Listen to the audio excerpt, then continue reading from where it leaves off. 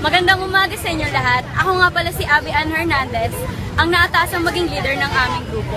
Ngayon, ipapakita ko sa inyo kung ano nga pala ang mga nangyari sa aming proyekto noong nakaraang linggo. Tara!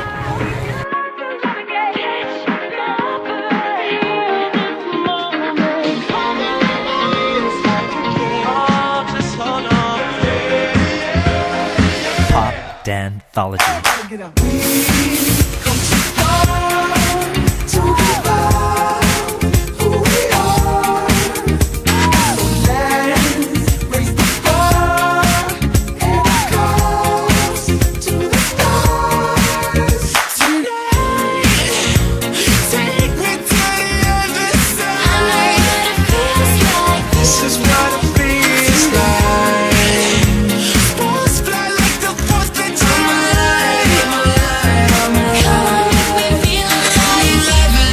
Second, minute, hour, bigger, better, stronger, power. Throw it up, should I fall out? Throw it up, throw it up. Noong namang sumunod na linggo, ginanap sa Intramuros ang paglilinis kasamang aking mga miyembro. Tara, silipin natin ang mga naganoong nangyari.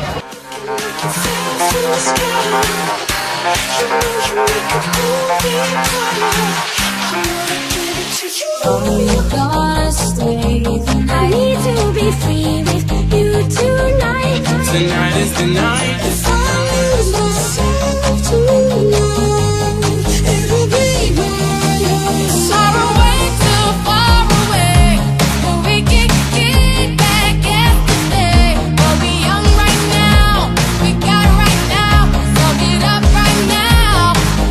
All we got is right now. High when you're feeling low. The peace of Only hate the road when you're missing home. I didn't Only know your love will chase it go. relentlessly. Still fight and I don't know why. Oh, this tragedy, why are you not ready? If I Kasalukuyan po tayo naglilinis sa Intramuros po. Kasama po ang mga grupo ko, Jong Sungan, Andre Paras, Angeles. Masaya po. Camera, ikaw.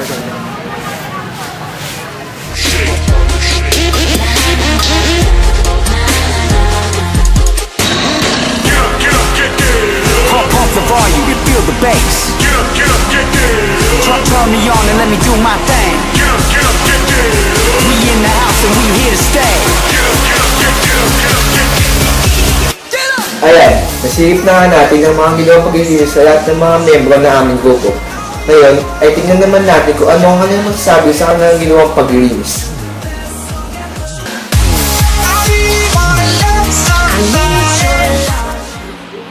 Sa naganap na paglilinis namin sa Rojas Boulevard, kami, ang nadatnan ko po doon ay marami pong nakilahok na iba't ibang paaralan sa paglilinis. Bilang isang Pilipino, tungkulin ko na mapangalagaan ang kapaligiran. Maraming paraan para mapangalagaan ang kapaligiran ng ating kapaligiran. Mapangalagaan sa pamagitan ng pagwawalis araw-araw, pagtapon ng basura at sa tamang basurahan. Mahalagang mapanatiling malinis ang ating kapaligiran dahil dito nakasalalay ang ating kalusugan. Isa sa mahalagang paraan upang maibsan ang klima ay ang hindi pagsunog ng plastic at hindi paggamit ng nakasasamang bagay sa ating kapaligiran. Madaling sabihin ang paglilinis, pero mahirap itong gawin. Pero kung iisipin natin na para sa kabutihan nating lahat, ito ang kapaligiran ay isang mahalagang bagay dahil dito natin masasabing umundad ang ating lugar at masasabing ang kalinisan ng ating lugar ay katulad ng kalinisan ng ating kalooban. Ngayon ko lang naranasan mag-community service ng gano'n. ito pala ay masaya. Kahit medyo nakakapagod, medyo nakakapawis. Sulit pala ito. Kasi alam ko sa sarili ko na nakatulong sa tao. Hindi lang sa tao, sa paligid. Alam kong may naidudulot itong pangyayon sa tulong. Dapat talaga natin kung ano nilito sa ating Diyos. Bilang estudyante, ang gagawin ko ay maging responsable ng mga bata. Lilinisin ko ang paligid ko. Subukan ko panatilihin malinis kung ano man ang nakikita ko sa paligid. Hindi man tayo perfectong tao, pero kaya natin gawin. Kanina ka, makakaya natin para mapanatili ang maganda ang paligid natin. Ayun lang po, sana maging malinis tayo sa anumang bagay. Maraming salamat. Sa naganap na paglilinis namin noong nakaraang linggo sa Intramuros, nalaman ng bawat isa sa amin na miyembro yung kahalagahan ng kalinisan ng kalikasan. Yung sakripisyo ng mga kapwa natin na MMDA sa paglilinis sa araw-araw na ginagawa natin kalat. Yun, yung mga ganong bagay na sa simpleng bagay, kaya naman nating makatulong eh. Kagaya ng pagpapanatili ng kalinisan. No, ilagay yung mga kalat sa tamang lalagyan. Pagpapanatili ng kalinisan sa paraan ng pagwawalis. Di lamang sa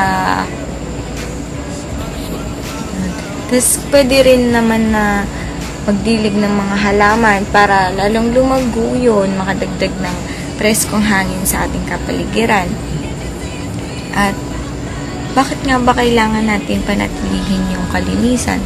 Una, syempre dahil tayo rin naman yung nakikinabang dito. Paano na lang kung yung mga simpleng kalat na hindi natin naitapon sa basurahan magbara sa kanal? Tayo rin naman yung maaabala kung sakaling may kabaha. At kung makulangan tayo ng malinis na hangin, tayo rin naman pwedeng tayo rin yung magkasakit kapag nakakalanghap tayo ng masyadong mapolusyon, lalo na ngayon sa henerasyon natin. Kailangan lang na magtulong-tulong tayo na panatilihin yung kalinisan. Ako po si John Aaron Castro. Sa naganap na cleanup drive, natutunan ko po na ang Pilipinas ay madumi talaga. Pero hindi pa uli ang lahat kung tayo magtutulungan. Hi sir, ako po si Andre Angalis po from MK1A. Noong pong September 27, linggo, nagkaroon po kami ng community service. Naglinis po kami sa may Intramuros Garden, doon po sa may tapat na letran.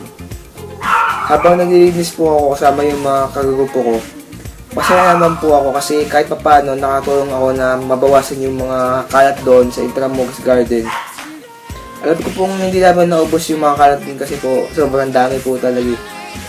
Pero bilang sa sarili ko po, gagawin ko pong tulong na hindi na po mas dumami pa yung mga kalat doon ay hindi na po itatapon ng basura kung saan-saan, kundi doon na lang po sa mga tamang basurahan.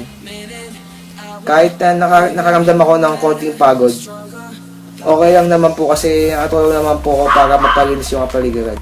Ang natutunan ko po dun sa naging community service po ay na mahalaga na kahit po estudyante lang kami, na hindi po namin talagang trabaho na maglinis sa kalsada. Parang kailangan po namin gawin kusa yun kasi po kami din naman po yung mga makikinabang din kasi kung mapapanatili po namin malinis yung kapaligiran, hindi na po baba sa lugar, lalo na po sa Maynila po kasi alam naman po nating bahain yun. Hi sir, ibabahagi ko lang po yung naging karanasan ko nung nag-coastal cleanup po kami sa Rojas Boulevard. Hindi po naging madali yung experience namin doon kasi hindi po namin nakalain na yung gilid ng baywalk yung lilinisin namin. Tapos sobrang baho pa po doon, tsaka sobrang dumi.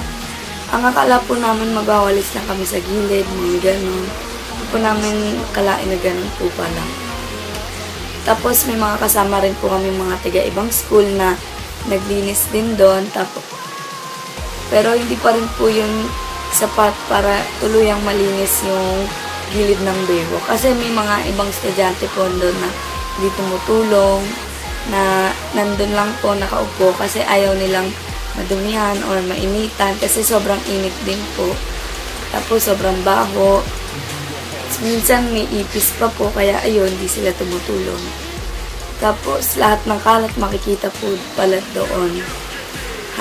May mga candy wrappers, may mga chinelas, sapatos, mga ganun po. Pero masaya naman po sir kasi na-experience po namin yung ganong paglilinis at nakatulong po kami para makonti yung kalat sa baywalk. Yun lang po sir. Salamat po. Gandang umaga. Hi sir, ako si John Mario M. Sunga. Ang natutunan ko po sa nangyari ng maglinis kami ay dapat paalagaan ang ating kalikasan. Yun lang, at mamahalin din tayo ng kalikasan. Napabilang ako sa isang pangkahalatang paglilinis ng Roas Boulevard o Coastal Cleanup. Marami akong napansin nung araw na yon.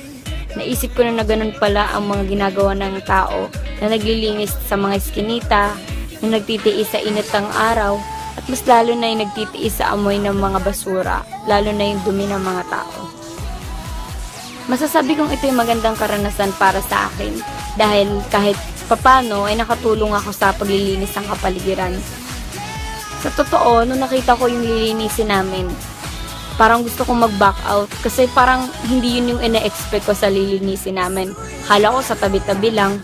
Pero nung nandun na kami, nagulat na lang ako na yun na yung lilinisin namin. Pero okay lang naman dahil at least kahit papano makakatulong ako.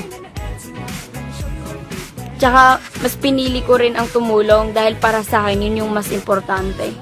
Ang makatulong ka sa kapwa mo at sa sarili mong inang kapaligiran. Habang naglilinis ako, napansin ko na gano'n na pala kalala yung mga taong walang disiplina. Napapabayaan pati yung pinagkukunan ng yaman. Naisip ko din yung mga taong naninirahan malapit doon.